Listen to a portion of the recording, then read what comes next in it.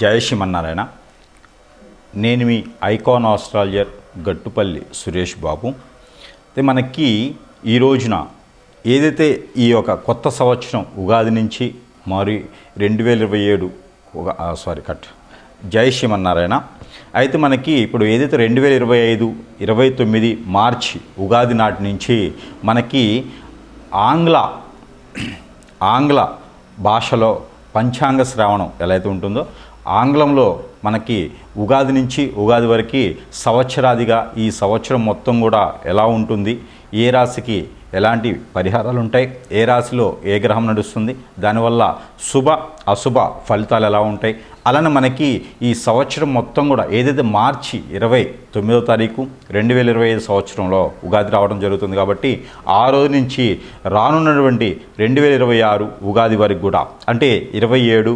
అయితే మనకి ఇప్పుడు రానున్నటువంటి సంవత్సరం పేరు విశ్వవాసునామ సంవత్సరం.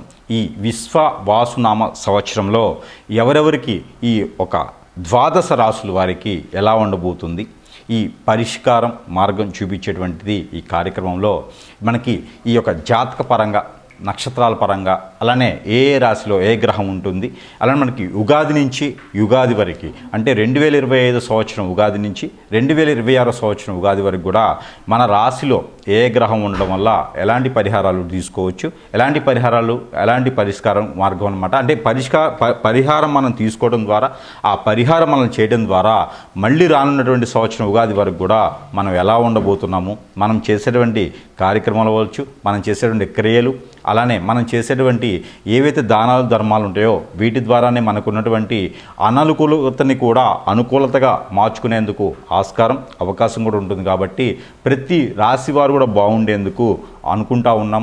ప్రతి రాశి వారు కూడా ఈ పంచాంగ శ్రవణంలో నుంచి తీసినటువంటి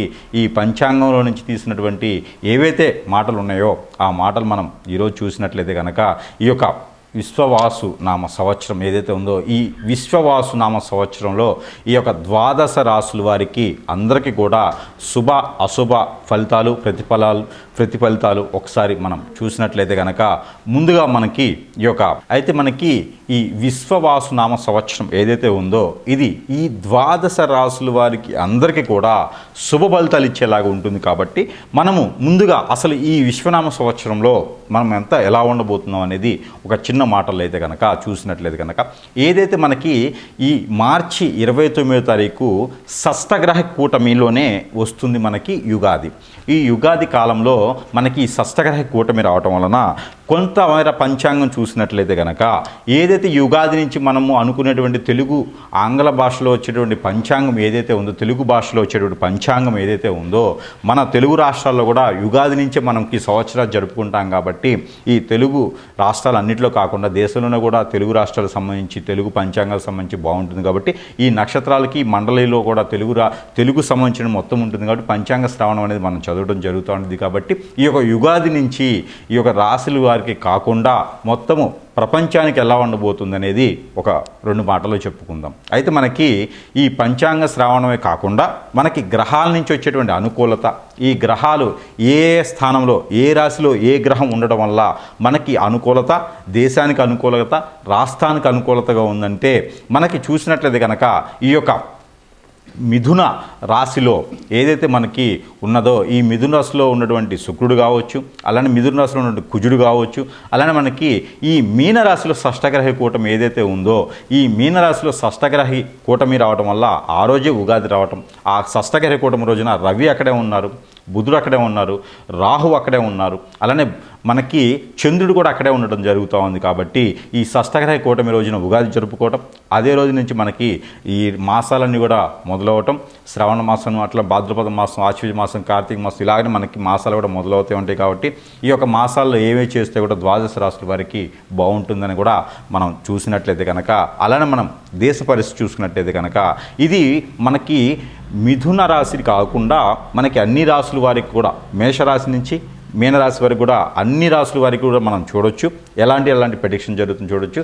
అలానే మనకి ఈ యొక్క మీనరాశిలో ఏర్పడేటువంటి షష్టగ్రహ కూటమి, ఈ షష్టగ్రహ కూటమి వల్ల మనకి పంచగ్రహ కూటమి కూడా ఇదే రాశిలో మనకి ఏప్రిల్ మాసం నుంచి జరుగుతూ ఉండిద్ది.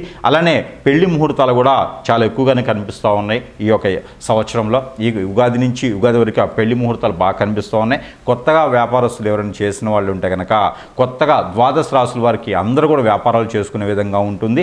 ఈ మధ్యన ఇంకోటి ఏంటంటే ఈ యొక్క యుగాది తర్వాత 2025 సంవత్సరం ఉగాది తర్వాత 2026 సంవత్సరం వచ్చేటువంటి ఉగాది వరకు కూడా కొన్ని రకాల విపత్తులు అయితే మనము చూడవచ్చు. ఎలాంటి విపత్తులు అంటే ఎక్కువ నీటికి సంబంధించినటువంటి విపత్తులు ఎక్కువ కనిపిస్తూ ఉన్నాయి. ఏదైతే వైరస్లు ఉన్నాయో ఈ వైరసెస్ కూడా కొంతమేర ఎక్కువగానే కనిపిస్తూ ఉన్నాయి. అలానే మనకి తెలియనటువంటి నీటి ప్రవాహం దగ్గర ఎక్కువ వెళ్లకుండా ఉంటే మంచిది. అలానే ప్రయాణాల్లో కూడా చాలా గందరగోళాలు, అనుకూలత లేనటువంటి తత్వం కనిపిస్తూ ఉంది. ఇంకోటి ఏంటంటే ఎదుటి వ్యక్తిని నమ్మలేనిటువంటి పరిస్థితికి వచ్చేలా ఉంటుంది. కాబట్టి ద్వాదశ రాశుల వారే కాకుండా ప్రతి ఒక్కరు కూడా నామనక్షత్రం, అలానే నక్షత్రం పరంగా ఉన్నటువంటి నామనక్షత్రమే కాకుండా వాళ్ళ ఒక గోచార ప్రకారం కూడా ప్రతి ఒక్కరూ ఎవరిని నమ్మకుండా వారి పని వారు చేసుకునే విధంగా ఉంటే చాలా బాగుంటుంది. ఎందుకంటే అన్నీ కూడా క్రైమ్ రేట్ పెరిగేలా ఉంది కాబట్టి ఈ సంవత్సరం. అలానే వస్తువు రేట్లు, బంగారం రేటే కాకుండా క్రైమ్ రేట్ కూడా పెరిగేలా ఉంది. కాబట్టి ఖచ్చితంగా ఎవరి వస్తువులు వాళ్లే జాగ్రత్తగా ఉండాలి. కాబట్టి అలానే మనం కూడా జాగ్రత్తగా ఉండడం వల్ల ఎదుటి వాళ్ళ చేతిలో మనకు సంబంధించినటువంటి సీక్రెట్స్ ఏమి పెట్టకుండా అలానే మీకు మీరుగా జాగ్రత్తగా ఉంటే ఈ అందరూ కూడా ఈ మనకి ఏదైతే ఉగాది నుంచి ఉగాది వరకు ఉందో ఈ ఒక ఏదైతే విశ్వవాసునామ సంవత్సరం ఏదైతే ఉందో ఇదంతా కూడా విశ్వవాసునామ సంవత్సరం అంటే దీనికి అర్థం ఏంటంటే విశ్వనామ సంవత్సరం ఏదైతే విశ్వవాసునామ సంవత్సరం ఏదైతే ఉందో విశ్వవాసు నామ సంవత్సరం అంటే దీనికి అర్థం ఏంటంటే విశ్వవాసు అంటే విశ్వం అంతా కూడా మనమే జయించేలాగా, విశ్వం అంతా కూడా మన కంట్రోల్లో ఉండేలాగా, విశ్వం అంతా కూడా మనమే జయిస్తున్నామా మనమే చేస్తున్నామా అనేలాగా ఉంటుందని అందరూ అనుకుంటారు. అలా కాదు. విశ్వవాసునామ సంవత్సరం అంటే మనం వినేది, మనం చేసేది, మనం చూసేది ప్రతిదీ నిజం అని తెలియచేయడం కాదు, అబద్ధమే అవుతుంది. ఇదే విశ్వవాసునామ సంవత్సరానికి ప్రత్యేకత. కాబట్టి దీనికి తగ్గట్టుగా మనమే అంటే మన కంట్లో మనమే పొడుచుకుంటాం. అలాంటి పరిస్థితులు ఏర్పడతాయి ఈ సంవత్సరం మొత్తం కూడా.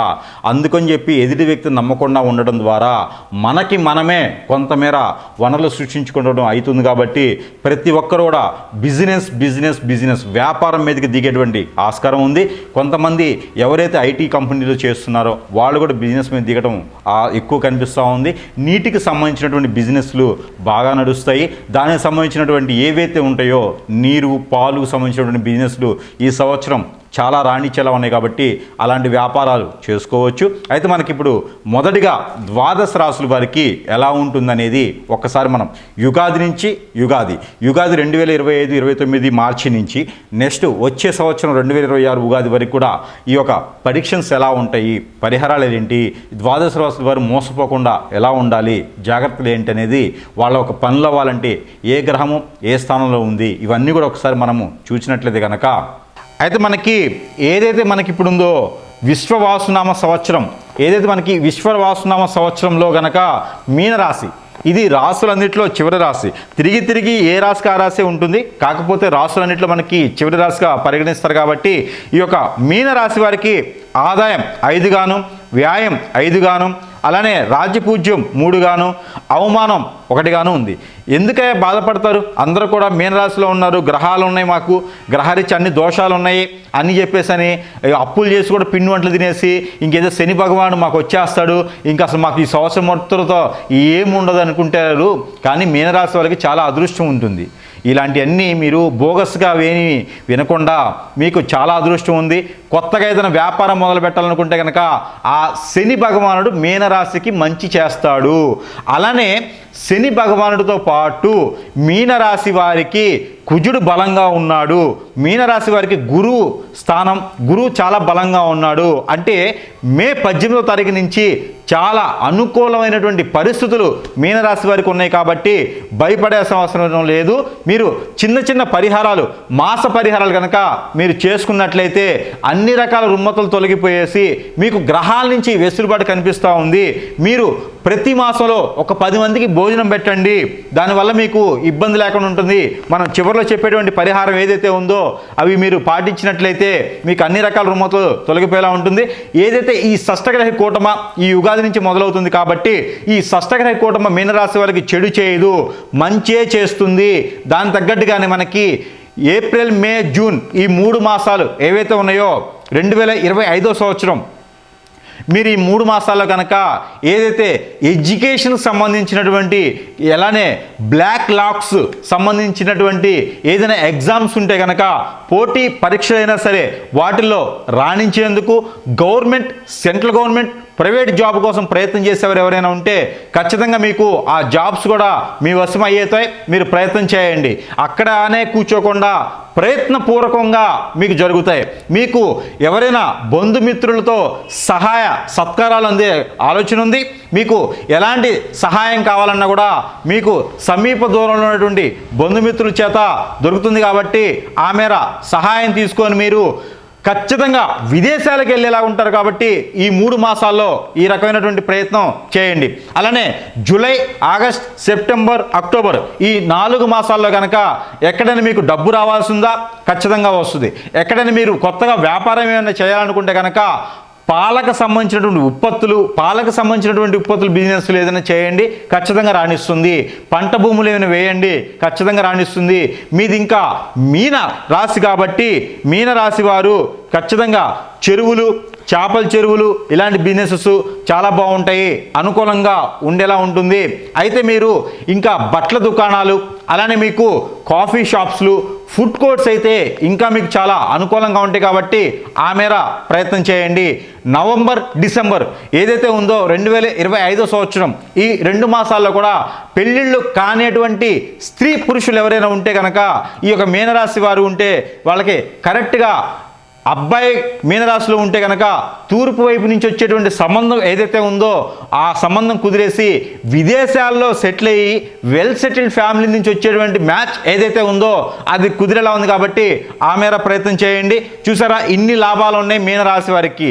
ఏ గ్రహ కూటమి ఉన్నా, ఏ శని భగవానుడు మీ స్థానంలో ఉన్నా, మీనరాశిలో ఉన్నప్పటికీ ఇన్ని రకాల ఉపయోగాలు ఇన్ని రకాలుగా మీకు ఉంటాయి కాబట్టి ఎక్కడా భయపడాల్సిన అవసరం లేదు. మీనరాశి వారికి అన్ని రకాలుగా బాగుంటాయి. ఇంకా మీకు కొబ్బరి తోట, చెరుకు తోట, ఇంకా ఇలాంటివన్నీ కూడా ఇలాంటి తోటలు వేయటం, యాపిల్ కానీ మామిడి కానీ తోటలు వేస్తే ఇంకా మీకు చాలా అనుకూలంగా కనిపిస్తూ ఉంది. అయితే మనకి జనవరి, ఫిబ్రవరి, మార్చి 2026 సంవత్సరం ఈ సంవత్సరం కూడా మీకు ఈ 3 మాసాలు అంటే యుగాది వరకు కూడా మీకు చాలా అనుకూలంగా ఉంది. భూమికి సంబంధించినటువంటి ఏదైనా వ్యాపారం మీకు చాలా అనుకూలంగా ఉంది. విదేశానికి వెళ్ళాలనుకున్న వారు ఫిబ్రవరి మాసం 2026 సంవత్సరం ప్రయత్నం చేసినట్టయితే కనుక అక్కడే సెటిల్ అయిపోయేసి అక్కడ పౌరసత్వం పొందేందుకు కూడా మీకు ఆస్కారం ఎక్కువ కనిపిస్తూ ఉంది కాబట్టి ఆ మేర ప్రయత్నం చేయండి. ఏదైనా గల్ఫ్ కంట్రీస్కి ప్రయత్నం చేస్తే మీరు 100% రాణించేలా ఉన్నారు కాబట్టి ఆ మేర ప్రయత్నం చేసేసి 12 రాశుల వారు అందరూ కూడా ఈ యొక్క మాస పరిహారాలు చేసుకొని ఈ యొక్క యుగాది వరకు ఏదైతే ఉందో ఈ మాస పరిహారాలు చేసుకొని అందరూ అదృష్టవంతులు అవ్వాలి. ఈ యొక్క ఏదైతే ఉందో విశ్వ వాసునామ సంవత్సరం ఏదైతే ఉందో ఈ సంవత్సరం మొత్తం కూడా 12 రాశుల వారు అందరూ కూడా సుఖ సంతోషాలతో ఉండాలని నేను కోరుకుంటా ఉన్నాను. జై శ్రీమన్నారాయణ.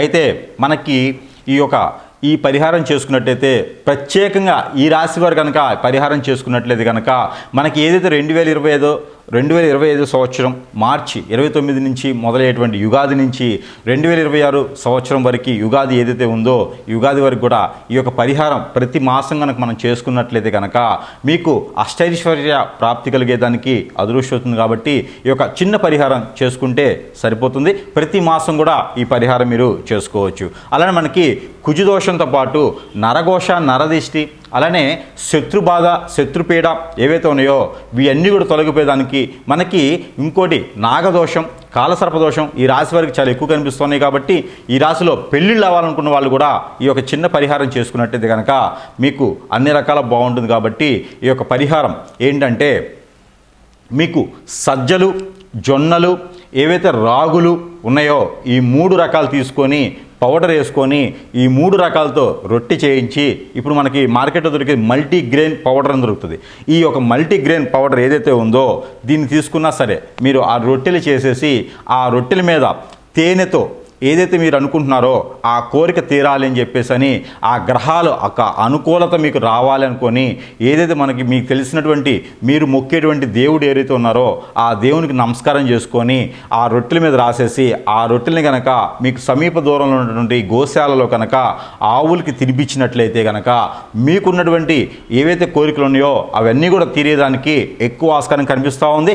అలానే మనకి కోరికలు అంటే సాధారణ వ్యక్తి సీఎం అవ్వాలని, సాధారణ వ్యక్తి కలెక్టర్ అవ్వాలి, లాయర్ అవ్వాలని అలా కాకుండా మనకి తగ్గటువంటి కోరిక ఏదైతే ఉందో, మీకు తీరని కోరిక ఏదైతే ఉందో అవి తీరేందుకు ఆస్కారం ఎక్కువగా ఉంటుంది. కాబట్టి ఈ యొక్క ఉగాది నుంచి అన్ని రాశుల వారికి బాగుంటూ ఈ యొక్క మీ రాశి వారికి ఇంకా అదృష్టం రావాలంటే కనుక ఈ యొక్క చిన్న పరిహారం చేయండి.